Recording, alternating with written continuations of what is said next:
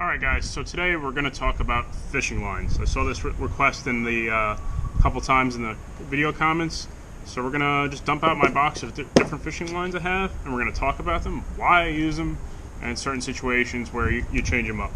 And this should be I think maybe it's a decent guide to somebody who's just getting started into this sport of fishing and to understand the differences between types of line. I'm not going to get too much into the differences between types of line, but just why you select a certain pound of strength for test.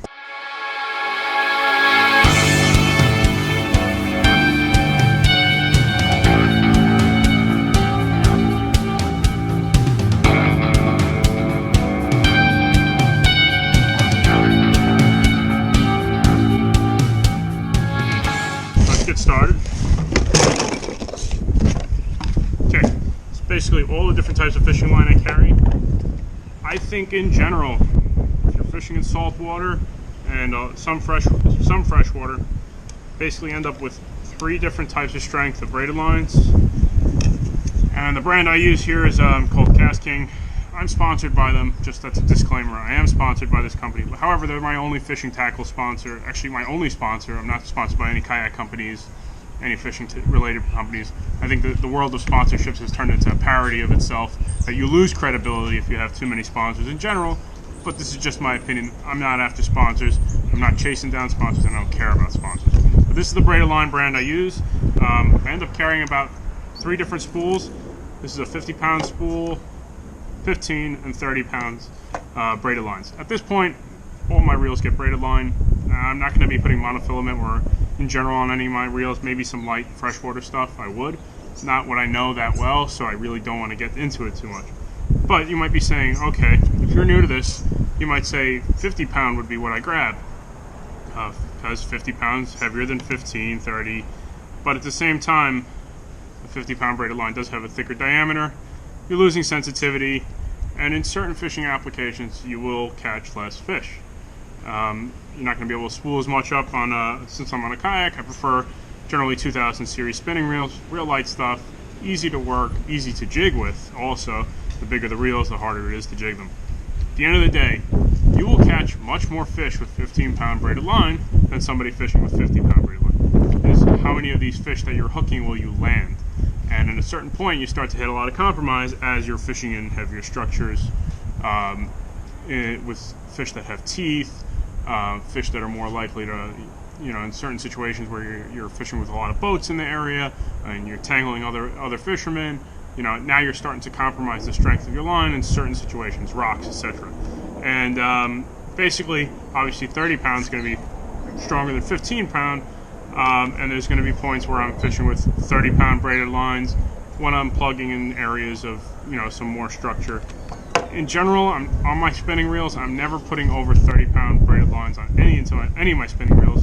When I start working with 50-pound braided lines, there's probably 2 things that come to mind in my head.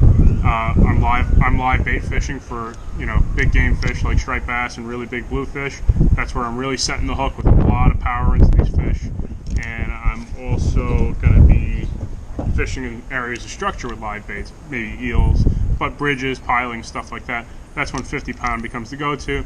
And sometimes, it might, depending on your area, it might end up being 80-pound might be worth it. And that's about it, really, in terms of, at a certain point, you're going to catch, if you give me 15-pound test on all my lines, reels, even 10, I'll probably be hooking a lot more fish in general. But at a certain point, I'm not going to be, when I'm looking at bigger game fish, I'm going to start to compromise and not catch what I need to catch.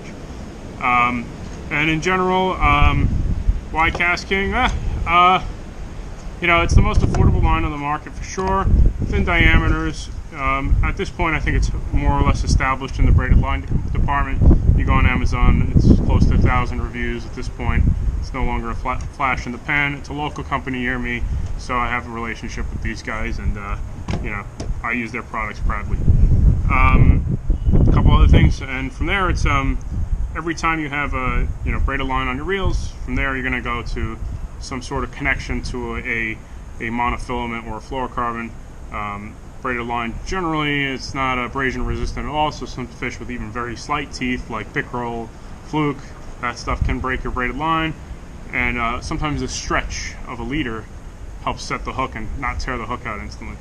Alright, in the Northeast where I'm fishing, basically three types of leader material come with me. In general, for most of my general fishing, and that's plugging for striped bass, trolling for them, you know, everything involving a spinning reel in water that's not super clean, 40 pound, and this is a old school 40 pound Andy. I need to get some more of it, but 40 pound monofilament is what I'm using. In situations where the water's very clean, I'm dealing with line shy fish, false albacore comes to mind. If I'm fluke fishing in gin clear water on the ocean reefs, sea bass fishing, sometimes even striper fishing when they're that finicky, 25 pound fluorocarbon lines are packed with me. For that, they're expensive, but there are times when I just need that extra confidence. Sometimes it doesn't make a difference, but I feel like there's times where having a good quality fluorocarbon line makes a world of a difference over basically a 40 pound line.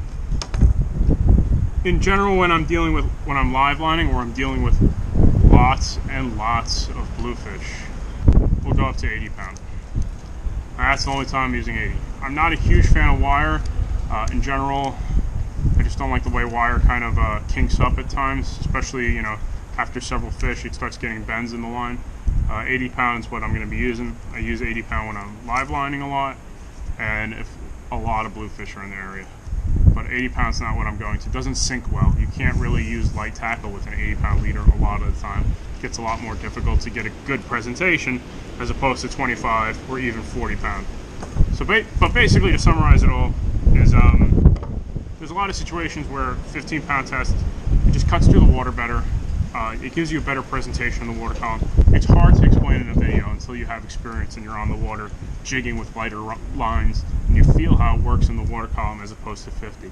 It's just a difference in experience in you know, with your tackle and your reels. So that's basically it on the line part of this. I usually always have an outfit with me on the water that's about 15 pound braided line, almost always. You know, for any light tackle jigging that comes up. 15 ends up being my default. Maybe 10's fine for you, maybe 20's fine for you. And the other setups that I'm going to be bringing based on the species I'm targeting, those I'll adjust as I go. Yep, this is basically it. There's your lines. This is what I carry, not with me on the water, but this is what I have at home ready to go to spool up any reel, tie leaders, etc. Okay, I think that's about it for this one. Comments, questions, let me know. If you like what you see here, shoot it a thumbs up, and we'll catch you soon.